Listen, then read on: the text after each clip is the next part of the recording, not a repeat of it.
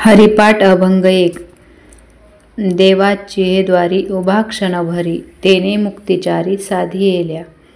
हरिमुखे म्हणा, पुण्याची गणना कोण करी.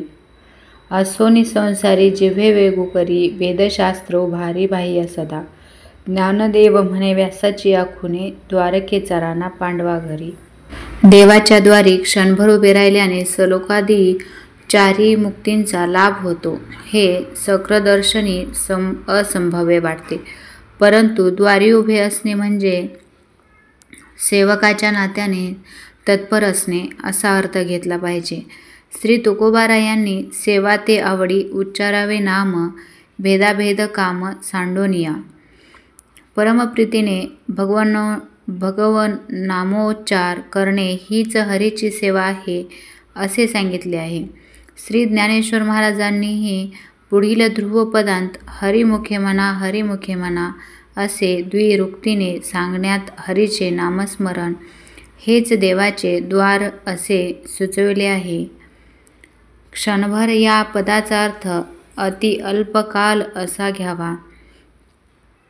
अत्यल्पकाल देखील हरिनामोच्चारण रूप सेवा केली असता चारी मुक्तींचा लाभ होतो, असा पहिल्या कडव्याचा सरळ अर्थ आहे. देवाचे मुख्य द्वार म्हणजे ज्ञान. त्या ज्ञानरूपी द्वाराचा क्षणभरही आश्रय करण्यात मुक्तता आहे, म्हणजे बाह्य पंचविषयांपासून अंतर आनंदमय कोशापर्यंत सर्व अनात्मा जड आहेत असे विचाराने जाणून त्याचे तादात्म्य सोडणे व अंतर्मुख वृत्तीने नित्य ज्ञानरूप आत्माकार क्षणभर वृत्ती करणे म्हणजेच मोक्ष.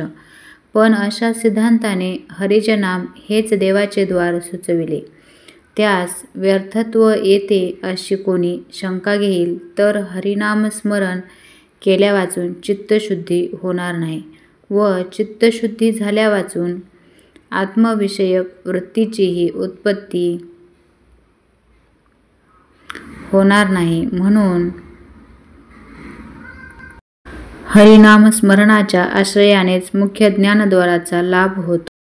क्षणभर ह्याचा लक्षणिक अर्थ घेतला तर अनंत जन्मजन्मांतरीच्या दृष्टीने आपले आयुष्य क्षणभर या समानच आहे. अशा दृष्टीने क्षणभर म्हणजे जन्मभर असा अर्थ घ्यावा. म्हणून जन्मभर हरिनामस्मरणाचा आश्रय करणारा जो साधक त्याला चारी मुक्तीचा लाभ होतो.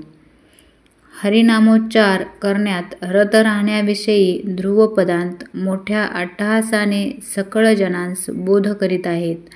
मुखाने हरिनाम घ्या असे द्विवार सांगून त्यापासून अगणित पुण्याचा लाभ होईल असे सांगतात. देह, स्त्री, पुत्र, ग्रह रूपी संसारात राहूनही जिव्हेला हरिनामाचे प्रखर व्यसन लावून घ्या असे वेदशास्त्राधिक हात उंचावून सांगत आहेत.